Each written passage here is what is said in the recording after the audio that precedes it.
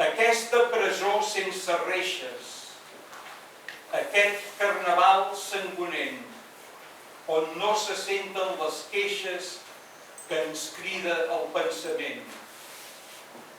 Aquesta estènia, aquest morir sense emoció ni bellesa, aquest viure aparent, lent, com la tristesa. Aquesta angoixa de l'espai i de la monotonia. Aquest depurar lentament l'amargant dia rere dia. Aquesta ferida gangrenada sense remei i sense sortida. És la vida de l'exili.